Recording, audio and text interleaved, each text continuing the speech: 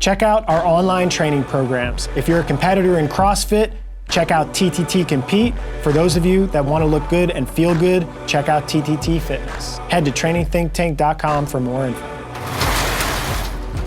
He's just whining. I don't want to pick on Mike no, too much. We should. We do it a lot. Let's start the podcast with picking on Mike. Like I beat him in our bike intervals today. Yeah, no, he blows up on the bike, but he also blows up if he comes out too hot in a podcast. It's not that hard to do. Get Mike to blow up. Yeah. Oh, Mike, you're speaking at like 30 words per minute. Slow down. Asleep. Yeah. Okay, we're going to talk about your article.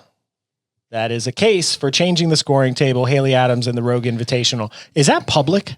Yeah. Or is it? Yeah. It's not behind their paywall? No. I could get to it without signing in. Yeah. Yeah. Okay, cool. Yeah, they didn't give you credit for it. So. Oh, really? Yeah. They didn't give you credit for it right away. It was credited by Morning Chalk Up. I texted them real quick. Nice. What, they said that they wrote the article? Yeah, it said Morning Chalk Up. It didn't say by Tyler Watkins there. It said by Morning Chalk Up. Ah, interesting. Yeah. Yeah. But now you've got a profile and everything on there, right? Yeah. Nice. I was like, hey, I hate to. Yeah, I wrote this. Do I have to get him closer? Yeah, let's go ahead and bring that mic to your mouth. You got to almost be like, almost kissing it. Yep, almost smelling it. Sorry, we jumped the gun on starting. This isn't your fault. This is my fault. I blame it on Chris. Our producer. This is probably why I didn't make the definitive podcast list on the Morning Chalk Up. At least you're not upset about it, though. Yeah. There's no bitterness. Yeah, it doesn't bother him. It's definitive. What do you do? They're bad. The most liked comments were the ones about Training Think Tank, though. Oh, they were? Yeah. Nice. No big deal. Yeah. We're not here to talk about that. We're here to talk about this scoring thing. I had a good time reading through the comments of this Morning Chalk Up post. On there Instagram? Were a lot, yeah, on Instagram. I had a lot of fun. Did you think about like what you would say back to some of these people? Yeah, so I did spend some time commenting back. Oh, you did? Yeah. Oh, look at that. It just went up on Instagram today, right? Yeah. Yeah. We went out and got food. We worked out, got food. 4 hours ago. Yeah. Yeah. And then we were sitting there eating and I was like, oh my God. It's blowing up. Yeah, it's blowing up. And Jacob Hebner is pissed about it. Yeah. So there are some things that like they bring up valid points because the way the community thinks about the sport is the way that the sport's always been done. And people are always resistant to change in any capacity. So like, how would you respond to some of these arguments? So it's like Brent Fikowski did that on the article. He made a comment on the article? Yeah. So on the Morning Chalk Up website, not on the Instagram post. Oh, okay. Yeah. Can we scroll down to that Can we real quick just say what this is? Yeah. Yeah, that would be good. People haven't read the article, just give the brief, elevator pitch. Yeah. See, I'm trying to keep it close and I'm running into it. So basically we're scoring based on your performance and the average to the field. So everybody's scores come into consideration. How much better or worse did you do in comparison to everyone else? Points are divvied out that way versus a just straight scoring system where it's 5 points all the way down the line. Yeah. So explain what the scoring system is like right now. So what did Rogue use? Rogue used 5s. CrossFit usually uses 3s and 4s. CrossFit usually uses a variable. Right. Yeah. A variable range. So if you win, you take 100. If you take second, you take 94. I think fifth is 80. But the problem is almost each year the CrossFit Games, the scoring system has changed relative to the amount of cuts. But all of it is pretty much that if you place a certain place on the leaderboard, you automatically get an amount of points. And if you beat the next person by 10 minutes or 1 second, that same point gap is the exact same. Right. Yeah. What's interesting also about the CrossFit Games stuff though, is that they use different scoring methods for different stages of the season. Yes. And that's one of the things that first like drew our attention to it when we first started talking about it is like, hey, listen, you use one scoring system for the open, use another one for regionals, semifinals, sanctionals, whatever you call it. And then usually another one for the games. It's like, why the change? What's wrong with it? Why can't this apply to here? Yeah. And I think one of the good talking points or benefits from a performance-based model is the idea that it should be able to, I think, scale through any breadth or depth of the field, any number of competitors, whether it's 5 or 10 or 500,000, right? Open. And I don't think that set scoring tables allow you to do that. And I think CrossFit recognizes that and they try and change it by adjusting the scoring tables based off of the season or changing how they do things.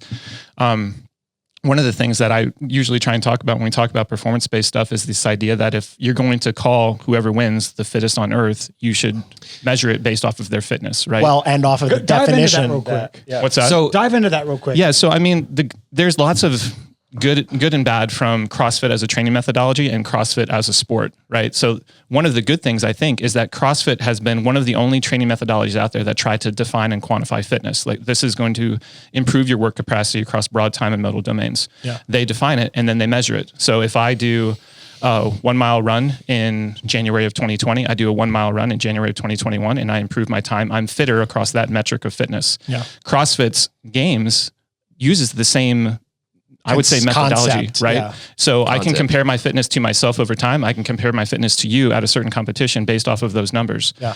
Now, one of the things that gets lost in the muck there is this idea of performance and how it sort of ranges around the placements of a scoring table, right? So if I improved my 1 mile time trial from January 2020 and I got 30 seconds better, you could call that an improvement in fitness, right? If I got 1 second better, it's an improvement in fitness. There's a difference in that improvement in fitness between 30 seconds better and 1 second better. Yeah. That is missed and glossed over in CrossFit's definition of fitness when it comes to scoring. That's the key. Yeah. Now take it like this. It's not me comparing to myself over time. Can you give an example of how that goes bad? There's 3 of us here. We're going to go out and we're going to run 400 meters. Max used to run 400 meters in high school. I'm lying. I know you didn't. 42 seconds. 42 seconds. It's amazing. He's so fucking fast. It's the world record. Tyler, he got a cramp partway through. A minute 30. He took 90 seconds, right? Yeah.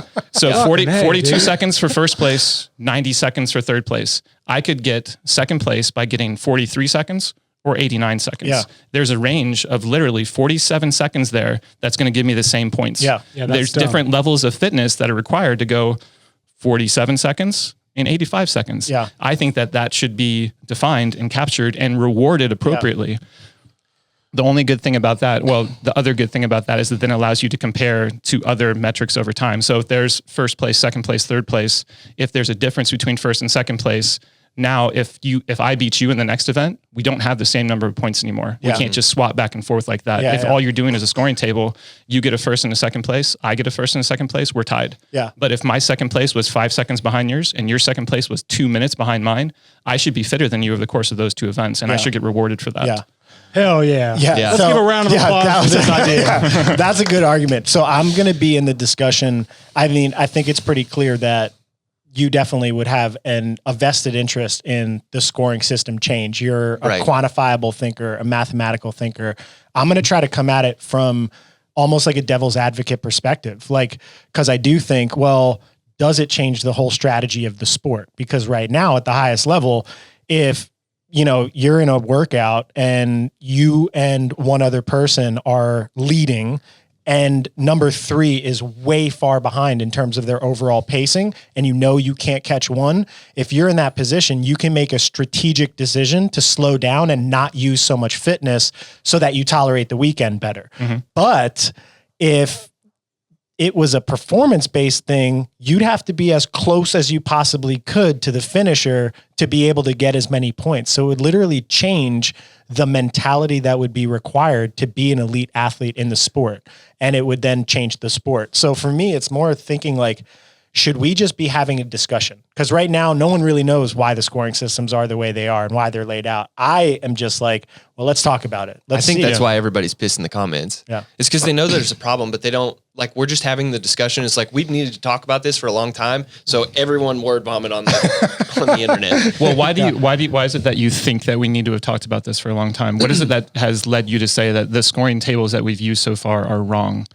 I was trying, like Chris asked me the other day, like, how would CrossFit defend what they've done for years and years? And the only thought that I had in my head, like I can hear Dave Castro, Justin Berg, like, well, we still crown the fittest on earth. Like it's been Matt for 5 years. It's been Justin for last year. It's been Tia for 5 years. This test is still doing what it's set out to do and crown the fittest on earth. Yeah. That to me, I think is their answer. They don't care as much, I don't think, about Haley being in third place or fourth place or Gabby being in third place or sixth place. But you actually have one example of Matt. 2. 2 examples? I have one with Tia and Cara Saunders at the time. Or no, Cara Webb at the time. Yeah, now Cara Saunders. Yeah. When they had their close race. Yes. So she would have won that year according to a performance-based model? There's things that you have to take into consideration. What do you do with people who do not finish? All these things that I've detailed out, but I haven't had an opportunity to talk about them. But yes, I've run it several different ways. In almost any performance model, Cara won that weekend. Huh. Good job, Cara. Way to go. Yeah. Yeah. And so they were the reason I started. So we started a fantasy league. A fantasy CrossFit league? Yeah. Damn, I didn't know how nerdy this rabbit hole is. Now we know why. Now we know the So purpose. I should probably rewind and talk about how all this started for me. Yeah. I started a league, and basically you just draft 10 people. Did you draft me? Yeah, because you were in the games. You draft 10 games athletes, male and female, and then you just play them. You get their scores, and then the lowest score at the end of the weekend wins. Okay. And I think I had Cara, and at the end of the weekend, I was like, she was fitter than Tia. Huh. It felt like she was fitter than Tia. You were biased though because you had I wanted to win. Yeah, you had money on her in your pool. That's how this all really started. So then I started thinking about like, she had finishes that were well above everyone else. And then like when she didn't finish close enough, it was still really close. Yeah. And so I was like, how do I break this down? And so I started looking at it, and this was back in 2017. So I started looking at it and I finally figured it out. I was like, okay, this is Z-score. We need to do it based on performance. And then Can you explain Z-score in a way that 90% of the audience, if they have no mathematical background, can understand? Chris, will you pull up the leaderboards that are attached to this? If you scroll down, you'll see a link that says alternate or 2021. Tell me when you see them. Those? Slow down. Or go down a little farther. Right here in the blue. I think most people are missing these. Okay. So, well, yeah, because it's super quantifiable. And I feel like our minds are trained right now. I click think that link right What there. are we looking at?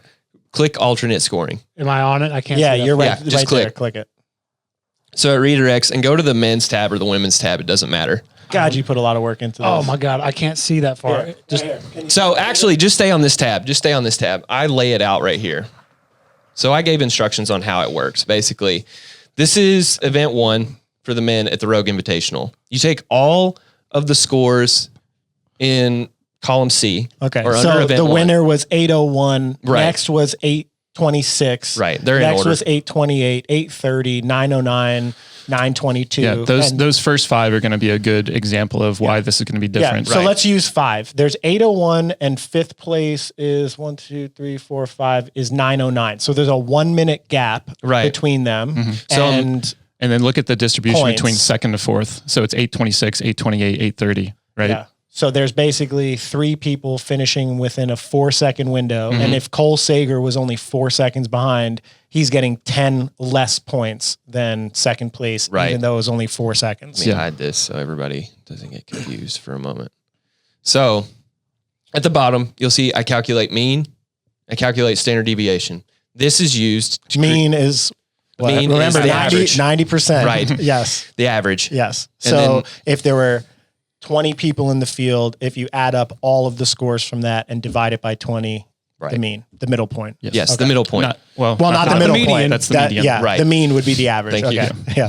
So then I calculate a standard deviation as well. Okay. And that is everybody has a distance that they are from the mean or the average. Yeah. So what is the average time that people are away from whatever that average is? Yeah. Okay. Yep. So This is part of the reason why I think it's automatically going to get pushback. So I feel like it's important to kind of walk through why that's important. Jacob and whoever his buddy was in the comments made a good point about this. Why couldn't you do a linear system? Everybody do based on total weight of a clean and jerk. Okay. And then the points you are away from that, you get averaged based on that. And I was like, because effort is not linear. Effort is graduated, and it like the difference between a 230 Fran and a 215 Fran is different from a 2-minute Fran and a 145 Fran. Those 15 seconds are not equal. Yeah. in So you're effort. saying as you get closer to like the absolute potential of what something could be done, Right. each second is actually more valuable there Yes. or more challenging to acquire. So, and rolling back a little bit, when I was creating this idea, I like to ask people when they started CrossFit because it changes your idea about what you think about the sport and what you think about the fitness model. But when I started, MMA was like huge and growing, and it was this idea of jiu-jitsu versus this methodology versus this methodology. Who's the best, right? I always thought of CrossFit as the same. So it's like if you take the running training basis or the weightlifting training basis, even though we do want everybody to be in the middle, there should be some nuance. We're not getting paid for those nuances now. We have to be average and the best at being average versus I can be really good at weightlifting and kind of suck at running, but as long as I'm average and then get paid on some of these bigger events that I'm better at, it comes out the same. Does that make sense? Yeah. So you could almost be a little bit more of a specialist based athlete and still excel. Yes. Whereas right now it pays to really be a generalist. There is no amount of training that like Jeff Evans is ever going to do to be the best runner. Yeah. Or Sam Dancer. Sam Dancer's fantastic. He can train running and he'll get better, but it's never going to be as good as Chris Spieler. Yeah. But he also doesn't get rewarded. If there was a max deadlift and he pulled 650 and then Vellner was 595 and then the next person's 550 and he's 100 pounds ahead of third place, there's no reward for that. Yeah. Right. Okay. Well, it's interesting though, because that's one of the talking points that I think that you're also going to get pushback for is, do you reward a specialist? What is it that the sport is trying to crown at the end of the day? I think that that's going to be a challenge, especially from people who've been in the sport for a while. Maybe they don't want to go that route and give a specialist this idea of being able to get a lot of points. Yeah. Now, one of the things about this that actually is going to take that into account, I hope, is that the specialist, if you are truly elite at one of the capacities that are tried to test inside of the CrossFit Games, chances are you're probably going to be pretty far sub-elite on some of them. Yeah. So you're getting rewarded for your absolute strength, right? And say it is absolute strength like Sam Dancer. Yeah. He's also then going to then take an equivalent punishment in terms of the points that he's going to get on a running event. Yeah. Because the punishment in this sport, if you take 20th, is pretty big. But you're not losing that many points to 19th, 18th, 17th. Whereas if the top 20 were all 7 minutes ahead of you and then you just like slogged through the finish line, those people are also getting rewarded and you're getting even more punished relative to the field. Yeah. And you can see that when they did the hill run into the deadlift ladder, they just sandbagged the hill run because he knew he was going to get last. And then he goes out and he wins. That's the part I don't like is people being able to just check out of shit. Well, they call it being strategic, that's not which finding the it fittest. is. Well, they're playing by the rules that are set in front of them. No disrespect on people who are doing it. You're playing the right game at the time. You hate the incentives. Yeah. So the points, if we just use this example and we're using a mathematical system, the Vellner would take 100, and then the difference between second, third, and fourth, which was Medeiros, BKG, and Cole, they would all get 95 point something, 95.92, 95.56, 95.19, which essentially means that Medeiros is only getting less than 1 point more than Cole Sager in fourth, whereas in this system, Cole is actually losing 10 points relative to Medeiros for our current system for a very small second-based fitness metric. If you pull up that normal distribution thing I told you about, I got it right here. Boom. Ooh. So for this, there's this. What we're talking Red about? Rocket. This changes. Normal distribution. You're never not going to be able to see it. This changes 3 types of athletes. Most people are in the middle in the red. Okay. This sets everyone in this chart right here. Yeah. This is what the math does. This is what the math puts does. you into a distribution curve. Right. Yeah. And then we say, okay, Pat Vellner was like right here. Yep. And so we need to talk about athletes in the middle, athletes on both tails, right? Mm-hmm. And so what Vellner did was run away with actually the same amount of points based on how everybody did in performance to him. Yeah. And then someone like Jason Smith, who didn't end up doing this event, I guess. I think he got capped in the first event, didn't he? Yeah, maybe. I think so. But Andre Houdet, he got 10 points. And then he's on the opposite end, the negative end. He's down here. In the mathematics system, he would have got 2 points because he was so far away from the middle on this. And then, so the important part that I think most athletes should take away from this is the middle. The part that you two are trying to get at is that Hopper, Cole Sager, BKG, and Medeiros were all grouped together. There's less than a point that spread between them because their finishes were so close. Yeah. It will bunch everyone together that performs versus if we all came in, if there were 8 athletes and they all came in within 3 seconds of each other, the top of that 8 is going to get 40 points and the bottom is going to get 0, but there's almost no difference between their performance. Yeah. Between their fitness. Yeah, Between their fitness. You're not measuring their fitness anymore. Right. You're measuring their placement. Yeah. Well, Right. see, I'm definitely not as invested in change. Like I'll go and compete in the sport however the fuck it's laid out and try to do as best as we can.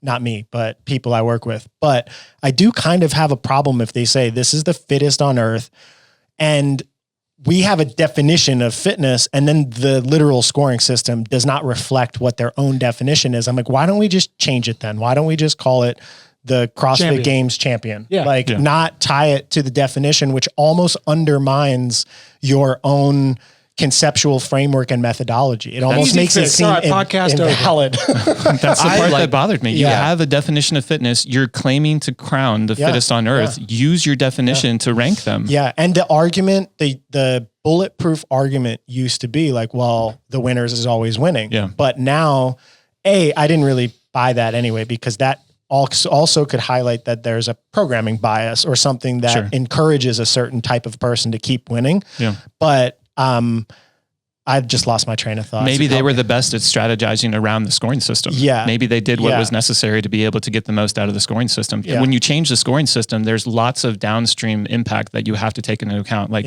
you need to think about the programming biases that happen. You need to think about the kinds of athlete that you're now going to be selecting for, because like I said, this is going to reward specialists a lot more in some of the events. And then if those specialists can bring their weakness up a little bit closer to that red rocket in the middle there, they're going to be much better off, right? Yeah. Now, here's a question that I have that I think is probably going to be a little bit more nerdy and mathematical based than most people are going to be interested in.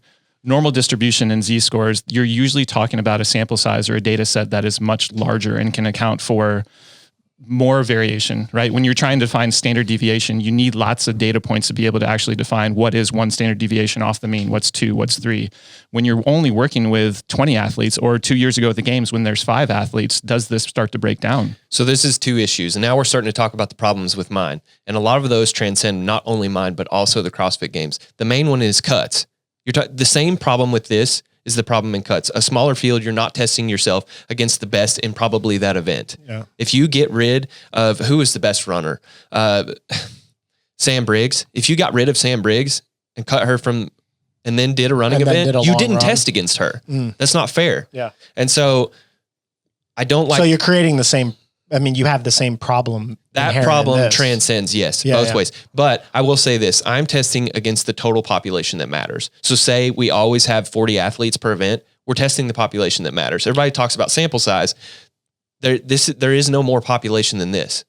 No, I get it. I'm just saying that the mathematics that you're using to try and test against them and score them is something that is based off of bigger data sets. And I think that you're going to get pushback on that. Right. Now, one of the ways that I try to get around that was to say, so what you've done is you've anchored your scoring system around the mean, right? That's how you're going to describe who gets what points. How far away from the mean were you? That's how we're going to assign your points. What about going the other way with it and anchoring around the best place finish? So take it like this. That's the way that we did ours. And I'm trying to figure out. Didn't we have it as the best and the worst? It was the best and the worst that anchored it. But it was the best that actually defined, like, so if you have a cap in mind or you have a worst place finish in mind, you're comparing the best to that. And then what was your percent effort compared to that best? And that's what it was. I'm doing both. Well, the problem with yours, and I think, again, this is where it's going to be anchored, or where it's going to have a problem, is that norm distribution function that you're using inside of Excel. Absolutely. It's based off of having bigger data sets. Like you need to have that to get what's a really good mean there. If you have 5 athletes and like say the scores are, 1, 2, 3, 4, 5, that standard deviation has, now the scores are 3, 3, 4, 5, you're not getting enough data in there to allow that function to do its job. Oh, because those top 5 might actually be all existing in the top of the bell curve, and you don't have enough people to the bell curve is always going to try and, it's always relative. It's always going to be around what the 5 what the mean is. Okay. Yeah. And so what mine does to regulate for that is, if you look in column E, if you go back to, on this, if you look in column E, those are everyone's raw scores based on the bell curve, right?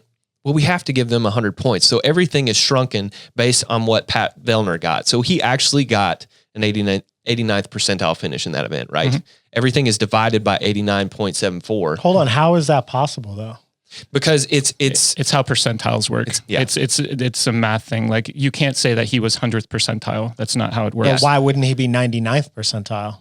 Like, if he has literally the best score. Based on this average and the standard and what he's arguing is true, based on the standard deviation, it's predicting that someone could get at something much faster. Okay. To get even 100%. If that's not accurate. Yes. And we know that's not accurate because it didn't happen. Yeah. So we adjust and say, this is, this so is then 100. you take the raw scores and you normalize them from 100 to 0, just because that's the scoring tables that we're used to seeing. Absolutely. Right? But you could do that over any norm. Like you could say 1,000 is the best, or the last place finish gets 20 because we don't want them to get 0. You could say that. You could normalize it on whatever you wanted to. But you guys are talking in like very complex math. I don't think that's where the pushback's going to come from. Do you think that it's complicated that the pushback's coming? Like these Instagram things, is it about it being just mathematically complemented? There's some of that. Well, the system would just benefit specialists and punish consistency. That's a problem. I mean, I guess that's a concern that you're going to hear Say a that lot. again. Yeah. What was the concern? So We already covered the it, comment specialists. was meh. The system would just benefit specialists and punish consistency, that's an inaccurate comment relative to what the math Isn't that actually why there's would multiple do. tests? Yeah. Right. That's kind of the point. Yeah. This one makes no sense. Adams, for example, is lacking strength compared to the other athletes. That would be like programming high volume gymnastics for bigger athletes like Barnhart and Horvath. That there's a different conversation in how much strength was weighted in that event. The road competition overall. Yeah. Right. And a lot of these are programming issues. So a lot of people have problems with the bottom. So what's the bottom, you mean? The bottom performers. So Jason Smith and Andre Houdet in this. Okay. So say you get time capped. What do you do with those athletes? This system, go ahead. So what we tried to do, so inside of the classroom in our old days, this you is guys probably ran like a year and a half ago, we ran an experiment with it's this. Still there, right? Yeah, it's still there. It's still live. Maybe what we might do is just throw this up, like throw it public after this and let people pick that apart too. Yeah. The capping was a huge issue. Or you could fucking pay us and watch that video. We put our hard work. What we tried to do is we tried to say, all right, there's still, if you're going to say that my scoring system is going to be based off of performance and measuring fitness, but everybody below a certain cap line gets 0 points, I think that you immediately you lost it, right? You're not doing it anymore, because I could be 1 rep away from hitting the time cap. You could be 10 reps away, but we're going to get the same score. Yeah. That's not measuring fitness anymore. Yeah. I was fitter than you. I should get more points, even though we both got capped. So I think, to me, if you're going to say my performance-based system is going to reward fitness, even past the cap line, you need to take that into account. Yeah. One way that I would try and do that is I would say, all right, so there's 20 guys here, right? Right. Say 2 of them got capped. I don't know what this actual event was, but 2 of them got capped. There was some of this. Hold on. I'll pull one up. Well, just use this one. It's fine. Yeah, you're fine. Go ahead. So you've got, what's that percentage? 5%? Between who? How many people got capped? So 2 out of 20 is 1/10. So it's Right. 10% of the field. They only get access to 10% of the total points. That's it. Automatically. But then you run the same performance scale along those 10 on that 10%. Does that make sense? So these guys got times, these guys got reps because they got capped. I can still run this same model, performance based, off of the people that are below that cut line and then assign them points that way. I did this for Tia and Cara because there was an event in which a lot of athletes didn't finish. So what I did was I gave them points based on how many of them finished. I gave them points based on reps, how many reps they finished. And then the remainder of the points got divvied out based on time. Yeah. Now, I don't like that answer because it's complicated. It's another thing we have to calculate. And I get people's concerns. Well, hold on. No, if that's a concern, they've done this before because they've messed up their own time caps, retroactively created a scoring system. Okay, so they don't have a place to stand. Yeah, well, I mean, that's not public, but all the athletes that were involved in those games would know that it was like everyone started getting time capped and like, what is everybody going to get 95 points? And then it was like, the tiebreaker is going to be X, but people had already completed the workout. So you're like retroactively creating a scoring system because you, I guess, messed up your interpretation of what people would be able to do based on inaccurate testing, I guess, in their athlete testing. The easy way I would like to handle this, Dave Castro has so much control. Whoever programs the games has so much control over this. So in a 5K, most athletes are going to come within a certain range, right? And at a certain point, you don't want them in the data pool anymore. If you don't come in the time cap, you get 0 points.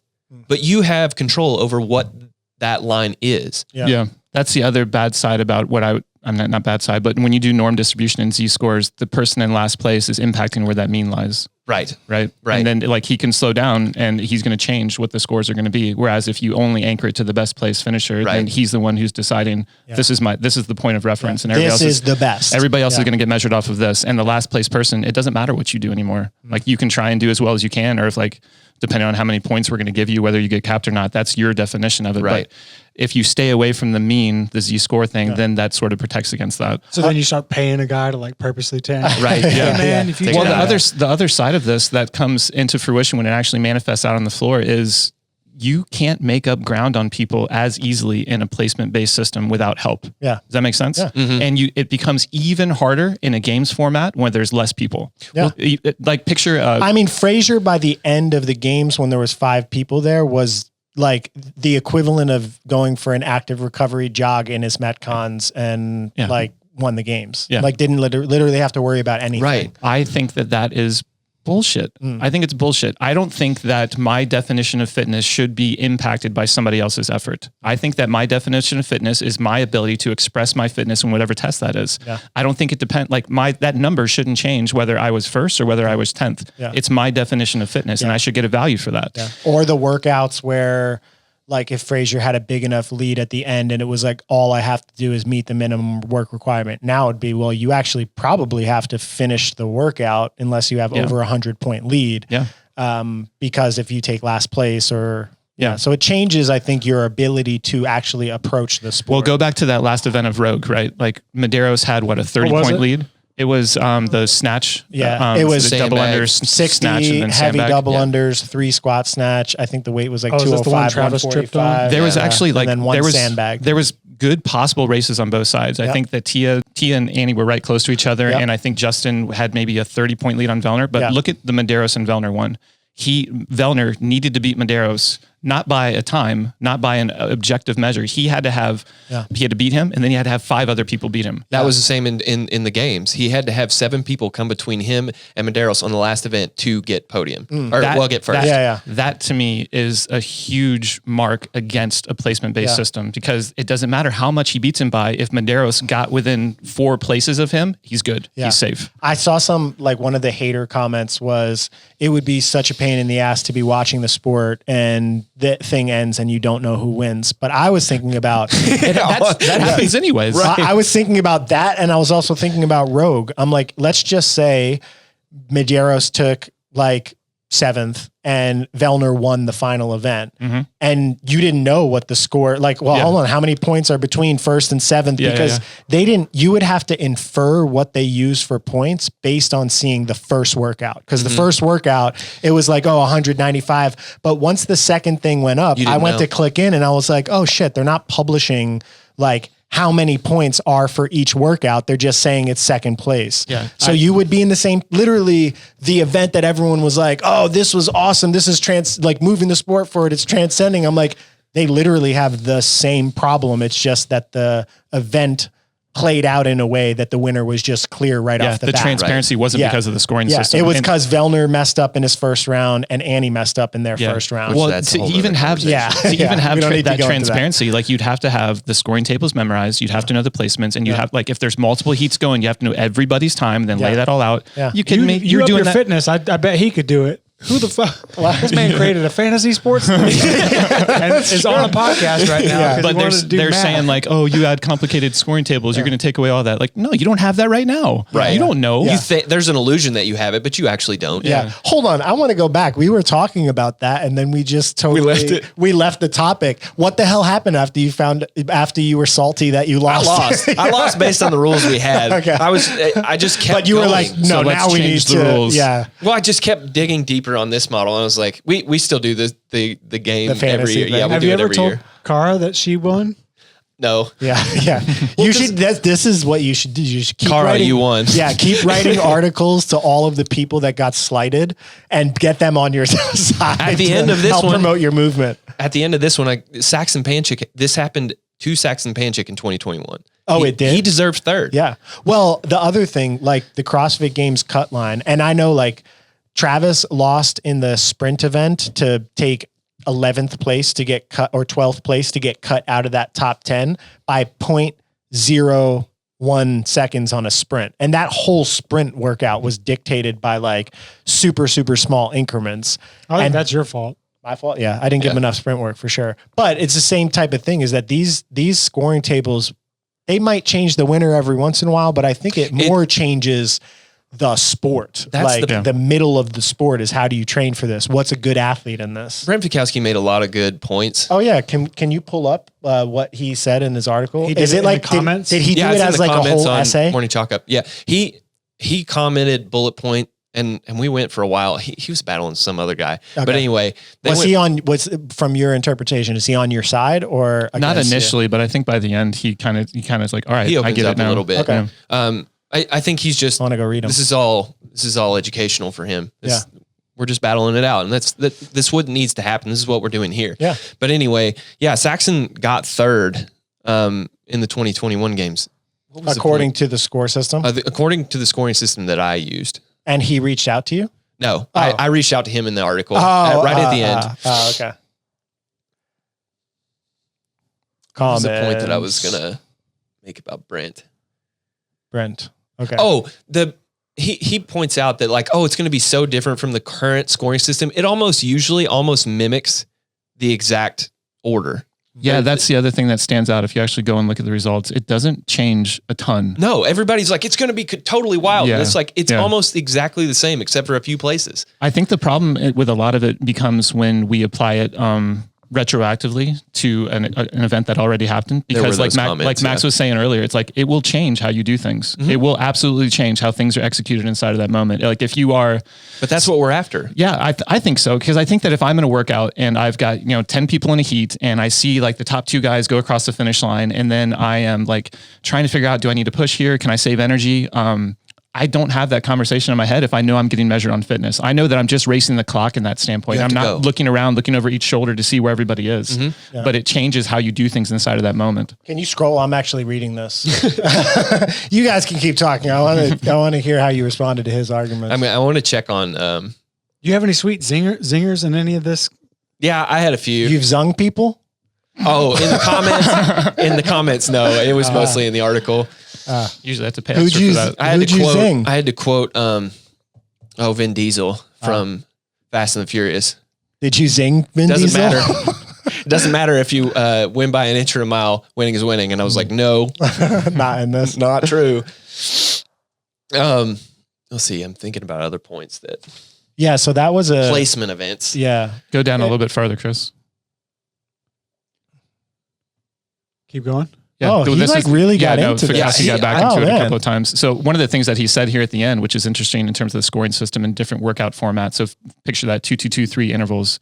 How does it work in that? I think that there's still going to be, like what we were talking about earlier with the caps, like there's going to be ideas where there's going to be some people who have a time-based score. There's going to be some people who have a rep-based score inside of the same workout, and placement captures that. Right. Captures it really easily and cleanly because we know about where you were on that. Now trying to measure the work on side of that, it's like, it can still be a little bit messy and it can be a little bit sloppy. But I think what you try and do is you try and figure out what was the percent of people that actually got capped. You only have access to this number of points. And then you run that same model again on that subset of people who got capped. And I think that you can get around that. Okay, I'd have just reading through this, 2 things that he brought up that I'd like to see. Maybe you can create this for another time, how a scoring model can fix this. One of them I think you kind of already solved, but getting time capped equals 0 points. I don't think that would work in the real world. I've been to a lot of comps and there's always a lot of workouts with many, many athletes getting capped. From a scheduling perspective, event organizers would have to make every time cap extra long to be safe. Otherwise, the scoring system would be a debacle. What if it's a grueling long workout that ends with one heavy lift and a few athletes don't lift, but get everything else done? Did they get a 0? A lot of work formats like that disappear. So that's one that I kind of see that makes sense. And then with the scoring system, quite a few different workout formats would have to bite the dust, like the 2-2-2-3 intervals. And that one makes sense too, because if you get into if you end your workout in, let's say, the second 2-minute interval, and the next person then is mandated to do more work. So I think in order to do that, you'd almost need to create a new score set distribution for each interval. Like, okay, if you finish in the second interval, then you have like some sort of Z Well, that's score. what he's laying out is you get judged on your work and your time.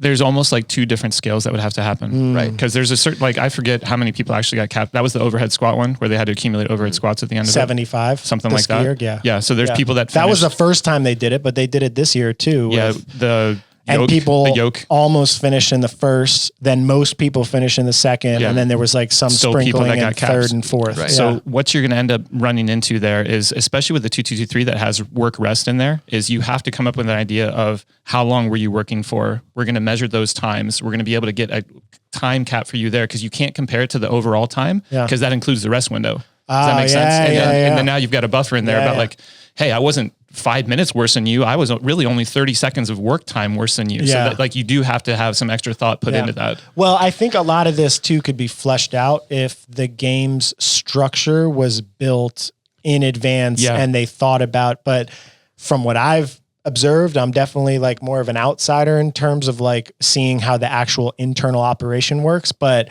like they switched a games workout on the fly this year, like literally in the competition after the squat clean, the run clean ladder. And we were all in the back, which kind of blew my mind. Like we saw the workout, we saw the first heat go, and we're like, these time caps are wrong. Like the next weights are so much heavier and there's only a 1 minute change. Like, So they moved the cap. yeah, I told Travis, I was like, hey man, after a heat went, they changed the cap. so they changed the time. They let the whole, they let the whole group go through the first workout.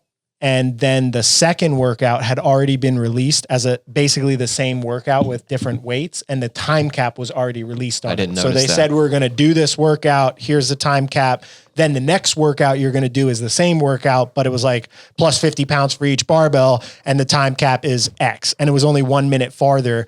And we watched the first heat go and everyone got capped. And like, there was some, or like, I think maybe one person finished. But Yeah, like the men, it surprisingly was really caps, like bad. you could look at those guys and be like, they didn't know what was going to be required to do that. Like they had plenty left to give. It's not like they were like, you know, pouring their hearts out there and then they didn't finish. Yeah. It's like they got capped because they didn't know what to expect. Yes. And so they fixed it. I think they actually fixed it between the guys and the girls. Cause I remember sitting there watching and being like, there's no way any girls are gonna be able to Yes. run that distance. Yeah. 6 guys And they like finished added a event minute one. to the cap. They added to the cap and they also shortened the run. They went out and they changed, they were running around the berm and then they ended up running in the berm.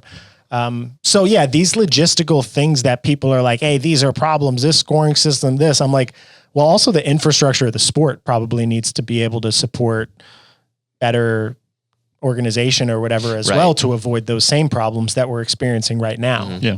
Isn't that why you have a demo team?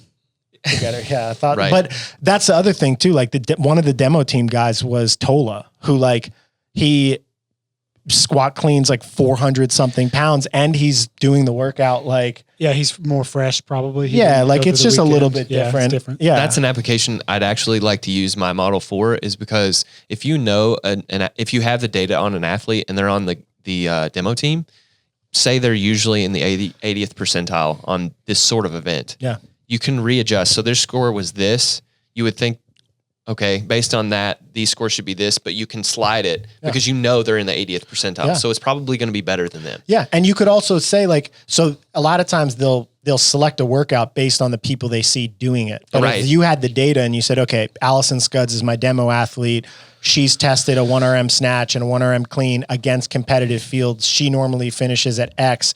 I'm going to watch her do the workout at 80% or say 80% of her 1RM. Then you could compare her 1RM to the field and probably set the workout Right. without having world-class demo athletes, which is always going to be an issue. Like the best athletes in the world are never going to be like, oh yeah, I'm going to come test that, unless they just didn't make the games, which generally the best athletes in the world make the games. Right. So you're testing workouts with people that are just never going to be as good as the people that are out there to set time caps and stuff. Coming back to, so our answer, basically, one of the answers to Brent is the infrastructure needs to be better on that.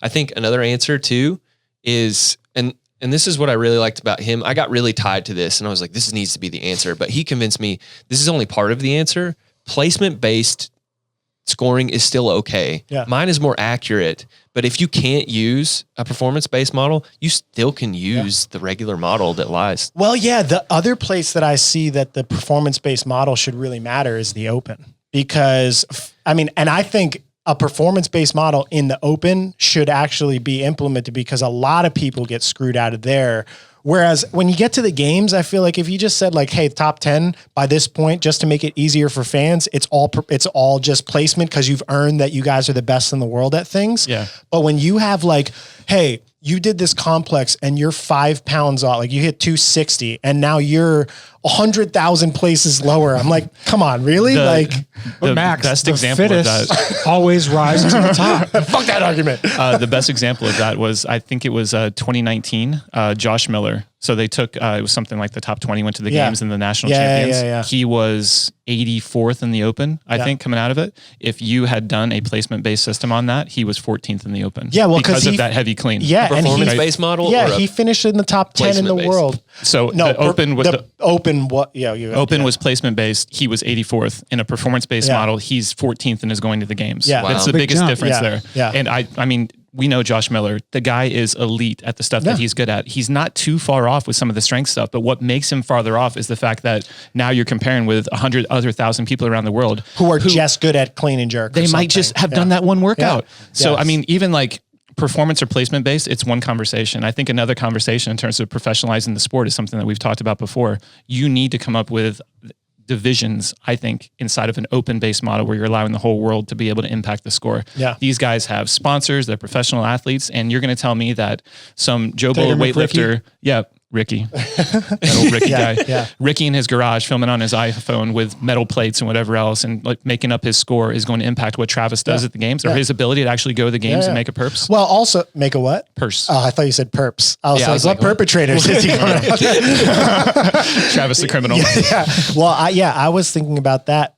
You know, if you go to an average CrossFit gym during the open, and I've been around and seen how gyms run, and you're supposed to have a judge that has taken the judges course judging. Most people are just like, hey, it's Friday Night Lights. Everybody just do it. And they're posting Everybody their gets scores reps. and everybody's validating You get a every rep. score. You get a rep. Yeah. And I'm like, this is like legitimately affecting things. Like that wall ball row workout, 19.1. Oh, I know a lot of cheaters on that one. Oh, there were so many. I'm like, you cut one wall ball and 1 calorie rowing and you get off a little bit early in every round, you do a whole nother round. Or you just squat have, a little high. Yeah, or you have perfect accounting that you do 10 rounds, but you count 12. Like that happens literally all the time. Yeah. So I agree with you. I think if I were going to take a stand on something, I'd say that has to change before a scoring system. I think that's easier to change too. Yeah. I think if you're going to have this idea of like, we're going to try and make this sport as professional as possible. You pay a little extra to be part of the pro division or something? Well, and also you automatically publish all your videos in the open. There's they're held to a different standard. Yeah, you publish everything, even if you self-police it with that group and just say like, hey, if we get more than 50 red flags from one of your competitors. Yeah, if you crowdsource the judging. Yeah, you right? crowdsource the judging with them. And then we just can understand like, hey, if you're an elite athlete and you're in the open and you're filming something and it's kind of close, most people aren't going to give a shit. But if it's egregious, then your peers can vote that to be... Man, what a word. Egregious. Oh, man. That made me I will happy to say- hear you say that. In the open, this does get... There is a bit of the performance base because so many people can get the same points. Now, at the top ends, you don't get the same effect, but in the middles, you do because so many people can get the exact same score. Yeah. And tie. Yeah, they can tie, but then you screw over the next place finish by like, you don't do that. So if there's That's like true. 100 people that are at like, 100 points, and then somebody's one double under behind them, they're 200 getting points. 200 points. Yeah, that's fair. So it's That's almost fair. even worse there. Right. Yeah. It is, yes, it does though fix for ties, which, Right. Not at the top end, yeah. but yeah. I just think that it helps control those log jams. Yeah, no, I mean, I think that Can we click the read more of this conversation? I want to keep, while I'm here, I want to get more Mr. into this. Fikowski, thank you very much. Yeah. I do go want on to these say rabbit one holes. thing. I normally don't. Yeah. So Oh, man. while I'm here, I'm like, oh, I want to jump down this thing. It's Fikowski, so it's like, okay, this is a little bit valuable. Well, I mean, I think he's probably one of the most mathematical and quantified athletes in the sport. And he calls himself the professor. So I think Yeah. it'd be interesting to get his and he's take. one of the heads of what their like players association is, right? Yeah. Yeah. I think he is the head of it? PFAA or whatever. Yeah, Oh, okay. I think he's the guy. I think CrossFit created one now, though. That has different Seems heads. a little dirty. You doesn't scrolling it? for us? You scrolling for us? We're trying to read the rest of this. Yeah. I'll I wait. do I'll wanna- wait. I do. Yeah, I read that already. I do want to say one thing. in the comments, I feel like I need to apologize to Gabby Magala. Why? Oh, because everybody's like, oh, you're taking away stuff from her. No, I was actually rooting for her the entire time. I needed an example, and she just happened to be in the example. So I'm sorry. She did win, and she won by the rules that were set forth. I'm just levying something I hadn't else. even thought about that a lot of this is going to, and once you feel like you've been emotionally slighted, it's going to be always hard to convince. Right. I bet you Gabrielle Magala will, no matter what, always look at this scoring system like it's dumb because of that. Right. Oh, okay. You make a good point though. She's just playing by the rules she had. Yeah. Like, hey, you guys got to talk. You can't. I can't say unless we're gonna all sit here. I'm the one who's having to defend this thesis here. Read so Fikowski's 1A. Read that as if you're Fikowski, and then Tyler can give his answer. So if you're saying 10 people do the AMRAP in competition, and these are their rep scores: 100, 99, 98, 98, 97, 84, 84, 83, 82, 80. You believe their points awarded should be the same as their rep count. 100, 99, 98, he's arguing 98, against another guy, etc. So in this workout, the lowest finisher gets awarded 80 points. 1A, again, let's pretend there is an AMRAP in a competition. Winning score is 1,178 reps. So an AMRAPs is every rep always still just a point. Well, probably not in this case, because if you get 1,077 reps, that is a score of 0 on the leaderboard. What happens if this long workout ends with 100 double unders? If you don't reach the double under rope, you get 0 points. So then either every 11.78 reps is 1 point all the way down to 0 reps. But let's be honest, is anyone actually going to do 11 reps if someone is capable of getting over 1,000 reps? Well, no. So then what is the score of 0 points in this workout? Well, it is probably whoever gets the worst score, right? So that creates the range. And I'm saying that is a problem because then the worst score has complete control over how the points are spread. I think the very last thing that he said there is legit. I don't think that the person or whoever it is, the group of people who's on the lower end of that bell curve should impact what the top people are doing or even the mean people. That's my bias. And I think that that's where you think the winner should dictate it. I think that the winner anchors it and then everybody else is a reference point to him. I think that's the difference between Tyler and I. And yours is that the mean. Well, no, it's both. It's the mean and the leader. Okay. The other thing that I think that is going to be a common misconception is that same idea, that first idea, in terms of if you're thinking about reps and you're trying to think about scoring by reps, people are only going to have that picture in their head. So what's the difference between 100 double unders and 100 wall balls? A lot. What's the difference between 1,000 double unders and 1,000 row cows? It's a lot. One rep does not equal one rep. You need to take that context into account. That's where you're saying time matters also. What I'm saying is that then the distribution of the scores takes that into account and it adjusts for it. You don't have to worry about how a workout finishes. All you have to worry about in that sense is like, how did it compare to the rest of the field? Help me understand that better. So Jacob Hebner, and I guess he has a buddy, because Jacob's been interested in this sort of thing for a long time too. He has? And him and his buddy did a straight system based on reps and stuff. Why does he hate yours?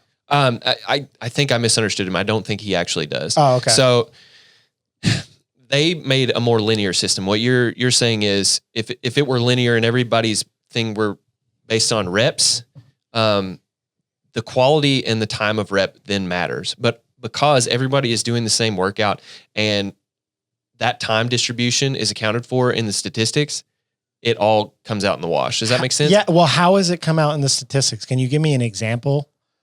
We'd probably have to lay out a workout and then look at the scores for it. Yeah. To make it really visual. And I think that's the other thing that like, as we continue to try and get this thing like picked up on all the edges, we need to make the visuals much, much more effective and impactful. It can't just be like the scoring tables. I think it's got to be like, here's the 1K row comparison. Here's the marathon row comparison. Graphs, charts, like here's the charts. visuals, Cause then you can see like, all right, this was your metric of fitness. This is your placement points. It's not just the numbers comparison. Cause I think that that's what's going to end up confusing people. Cause right now he's saying like, well, wait, so 11 reps is 1 point. What does that mean? That doesn't mean anything to me. Fikowski brought this up actually in a different context. He talked about event 11 in 2021. You can actually go back to the article and pull that up. It's close to the bottom. In the comments? Yeah. Or no, back in the article. So on the 2021 leaderboard, it was the peg, dumbbell overhead squat, and the dubs. So 2021 games here. Scroll down. I'll show you right here. Yeah. Click on the 2021 games. Yeah. I can't see that. Yeah, right there. And then scroll over in the men to event 11. Point at wherever I'm supposed to go. Click the men's tab. I don't see him. then total at the very I bottom. literally can't see that. Okay, cool. And then scroll over to event 11. Stop. There we go. So this is an example of a workout like this, right? And I have it filtered. It's everybody's in just order. explain it because no one's going to see that. Right. These are all reps. And what he's saying is the reps aren't the same because they take different amount of time. Like So one this pegboard workout takes 20 seconds. Right. Pegboard, dumbbell overhead squats, heavy cable double unders. Okay. But if what you notice is the scores mimic almost exactly what the current system does. So this isn't a fear that's real. Okay. You see, these are the real scores, or the current system scores, and these are my scores. They mimic almost exactly each other. Yeah. They bunch up in the middle. The order is almost the exact same, or it is the exact same. Yeah. And so all of that is accounted for in the system. The time of reps, because everybody's doing the same reps, and they take almost the same time for everyone. Yeah. That makes sense. All right. What other haters we got, or you got? I'm sure you did. These are This your will never haters. end. Yeah. Well, also I was thinking about putting this into application. I feel like if CrossFit ever were going to do this, they would probably need a transition year where they beta tested the whole system, but had that whole leaderboard not be the official scoring. So it's and like, see if how it plays out, how it would be playing out in a lifetime event. Cause I think the difficulty in doing it is if they tried to apply it right now with a whole fan base and like CBS contracts and all this stuff, and they fucked it up in some capacity, or somebody did the math wrong. Right. I feel like it would be a cluster of a media nightmare. That's the question, is it good enough to force change? Yeah. And I don't know that. Yeah. So we have some examples from what Tyler's done of like how it will switch things. And when you play at the top level like that, that's a lot of money that's on the line for those little itty bitty That's changes. why the easy fix is to just stop saying fittest on earth. Yeah, that's what I think. the- It's just CrossFit Games champion, because you need to separate from the fitness ideology if literally the test to determine fitness is faulty in its scoring system, which again would be more magnified in the open. Right. It's even less important for the CrossFit Games because they're already in the 99th percentile of almost anything that you're going to test. Yeah. I loved that they claimed the fittest on earth. We have the fittest athlete. Because I remember in 2012, I was like, how are you going to make that claim?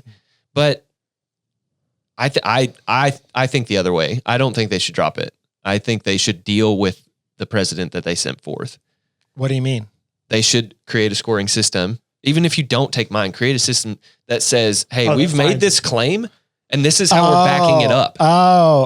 If you want to be, you're saying if you keep the fittest on earth test, but live make up to your it. but live up to it. Yeah, we're not. We don't blame you for claiming that. Yeah. Well, I mean, but that was let's a Greg go back. Glassman problem. What year was it where they did the every second counts?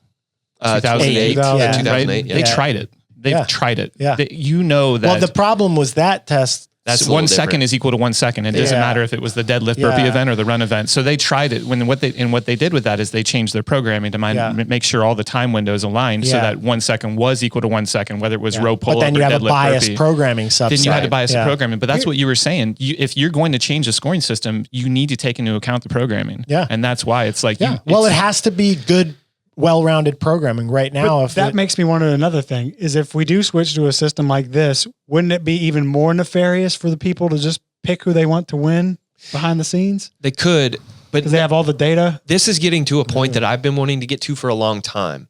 I wanted to be able to measure exactly how you needed to perform. And we can do that, but not well. yeah. You And so think it's like, you can well, or no, you were no, agreeing with me? I'm agreeing okay. with you. And so what I'm saying is you've made this claim that we find the fittest on earth. Okay. What qualities does that represent? You don't have anything that says, well, you need to be this, and this. Yeah. And it's like, okay, this comes into programming.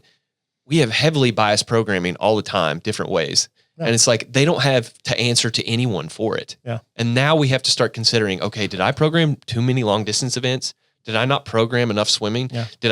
Is 6 run tests out of 15 too much? Yeah, too much? Is Right. that like an actual marker of fitness? Is snatch the best test of strength? Well, there's also a ton of, I've thought about this all the time because the actual 10 physical qualities that they lay out in the level 1, I forget what all of them are, Right. but like agility, balance, speed, coordination. a lot of those, I feel like you could create tests like coordination. Is coordination one of them? She did coordination was one of them. Like, I'm not saying this to be a test. I'm sure it'll be taken out of context somewhere, but like juggling would be a better coordination test than probably anything that's been done in the CrossFit Games from a hand-eye coordination and dexterity perspective. But that's like very non-fitnessy. It's like, well, you're not doing something hard. And so you're in this weird balance of trying to figure out what's cool and exciting to watch, which then makes it really hard to test accurately across all of I don't know if they're nailing the what's cool and exciting to watch. That's true. Wall walks and thrusters.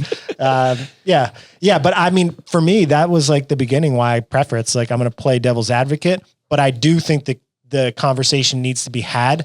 And I think it's dangerous that like, okay, who are the people now that are going to be the people that have a voice in the change of the system? It's the people that were already benefiting from the current system who are most likely going to be reluctant to change. Even let's say athlete pay is like, okay, the people that are in that discussion of athlete pay are the people that are being paid the most as athletes. Right. It self-selects for itself. Yeah. So it's like, okay, well, we should make the prize purses bigger. You should get paid X for winning. You should get X paid more for the podium, because those are the people that are negotiating the terms on it. But if you had an alternative group of people, let's say you had a group of coaches, a group of B-level athletes that were like semifinal-esque, and then you had team athletes, and then you had that conversation about athlete compensation, I think it would be vastly different. And I think that's kind of one of the dangers, is that the most loud voices talking about a change in a scoring system are going to be the people that already benefited for the scoring system that has been used over the last 10 years. Right. And I benefit zero. Yeah. I was trying to think, how do we benefit from this? Us? Yeah. Yeah. I mean, I personally, this actually has hurt Travis. yeah. Sorry. I mean, I don't think that. That's what I was saying earlier. Like, I don't think it would change my life one way or the other if there was a better scoring system versus a worse scoring system. The professionalism side of it, yes, that would benefit everybody in the culture. Yeah, athletes, coaches, judges, anybody who's involved at that level. But the scoring system, I feel like it would just be, okay, well, now I need to think of a new way to coach people in person, because you need to be maximally motivated for every single workout. The concept of damage control workout is different. It's not like, hey, this is kind of where you need to finish. It's like literally sell out and get every second you possibly so much cooler can. to me. So I mean, One rep max lifts. Think about the spectator experience for that. So much more risk taking for PRs. And what we count on right now for spectator experiences, we count on head-to-head races to just appear, right? Like, oh, these guys are going to try and cross the finish line at the same. Oh my God, those are always the most fun moments. That's going to exist the whole time, Right. the whole Every time, because single you're racing event. against the clock. Every single person has to leave it all out there. And then I think you're getting a more accurate version of their fitness versus if you're just judging them and rewarding them on placement, they're going to try and score based off of their placement. And if you have somebody in 17th place and they have the final day, and then all 3 workouts come out that are wheelhouse workouts for them, They're gonna they die. could climb so much. Whereas in a performance points-based one, it's like, nah, man, the people that are in first place, second place, third place, they're so motivated and fired up and had such a good experience up to that point that they're going to be in the lead pack. Like, they're That's not all going to they have to do. Yeah, they can just stay in the top 5. Yeah, they don't need. Fine. Yeah, and they don't need to win events. They like play strategy, watch each other. Even Vellner was talking about like racing Medeiros in the final, and he's like, "Well, he knows how to compete. He just stayed with me the whole workouts and paced it." That'd be a lot different, and it would change strategies. Like Vellner's like, all right, well now I got to take a risk. I'm going to go out at full speed and see if I could break him mentally. Right. Like, it would change how you approach a workout, I think. Yeah. You're hitting on a point that I've thought a lot about, which is we're in this point of self-referential, like you were kind of talking about with the money, the programming and the athlete selection are feeding each other. And so with this, you were talking about finishes. Chris pointed out, like, you're going to see an absolute killer finish every single event. Well, now we have a different definition of what it means to run really fast. People are capable of this. We have to test something more different. And so, like, I've felt like there's this stagnation in the programming and selection for events and different things like that will go away if we switch to this type of system. Man, so Hunter McIntyre is an interesting example of somebody that could shake up the CrossFit world with a system like this. And I coached him for a very brief period of time when he said that he wanted to get into CrossFit. And then he kind of ended up circling back to want to do OCR.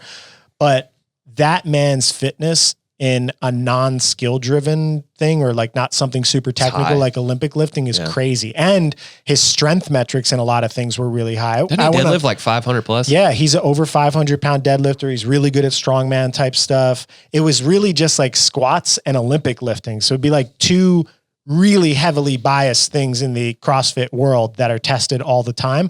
But I rode on a bike for him, and we were on like the Pacific Coast Highway, and he ran 10 miles at a sub 6 minute mile pace at 210 pounds as his fourth workout of the day, and just like cruised. Like it was just like a walk in the park. And I was like, that's different than anything I've seen in CrossFit. Like that's a different level of aerobic capacity that's being developed.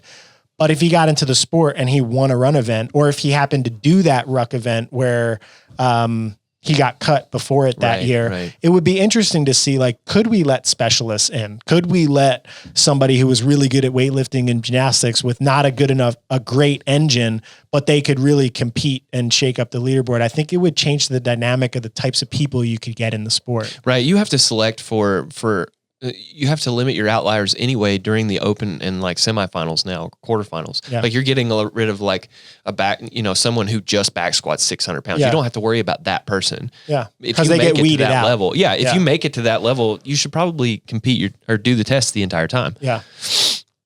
I agree. I liked the Hunter pick, by the way. I thought that was an interesting turn of events. Yeah. All right. Well, that's all I got. What do you guys got? Anything else? Any final words? You want to talk shit to anybody that was in the comments? What's your next steps?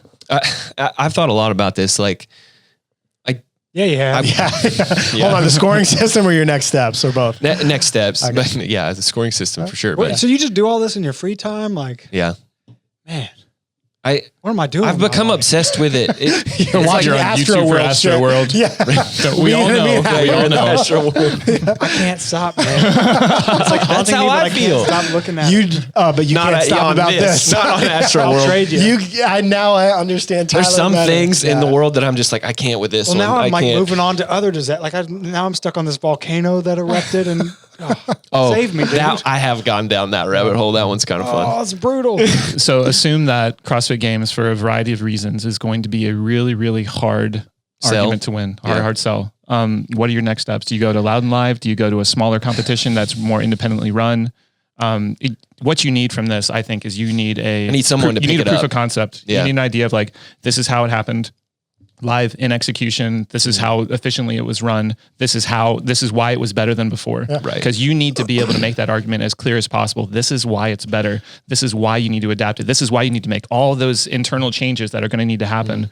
And that to me is like the next step for you. And I didn't know how much thought or like how many other conversations you've had with event organizers or anything else. Brian Friend says it really well. He has a turn, like most of his turn of phrases are really what phrases? Turn of phrase. Like anytime he says anything, it's very crisp. Okay. And so like he said, the current model gets it right sometimes. You get the points you were deserved or should have been awarded. Mine gets it right every time. This type of model gets it right every time. Well, that's still an opinion though.